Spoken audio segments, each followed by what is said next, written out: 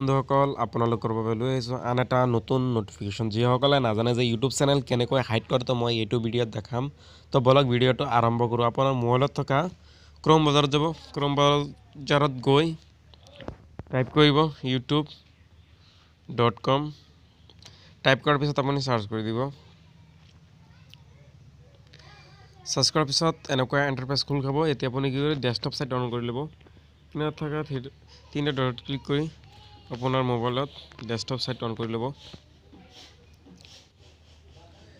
এতিয়া আপুনি কি কৰিব লগোত ক্লিক কৰিব। পুনৰ লগোত ক্লিক কৰিব। মই লগোত ক্লিক কৰিছোঁ। তো বন্ধুসকল আপোনালোকে আপোনাৰ মোবাইলত থকা ইউটিউব ষ্টুডিঅ'টো আপুনি ডিলিট কৰি ল'ব লাগিব, নহ'লে আপুনি আপোনাৰ চেনেল হাইড কৰিব নোৱাৰে। তো মই আগতে ইউটিউব ষ্টুডিঅ' ডিলিট কৰি দিছোঁ। তো মই এতিয়া হাইড কৰিব পাৰিম। তো আপুনি কি কৰিব এতিয়া ইউটিউব ষ্টুডিঅ'ত ক্লিক কৰিব।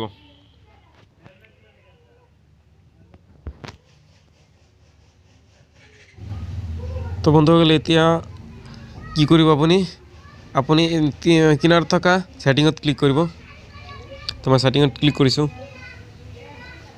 এতিয়া চেনেলত ক্লিক কৰিব। চেনেল ক্লিক কৰাৰ পিছত এডভান্স সেটিংত ক্লিক কৰিব। এতিয়া অলপ ওপৰ ফালে টান দিব।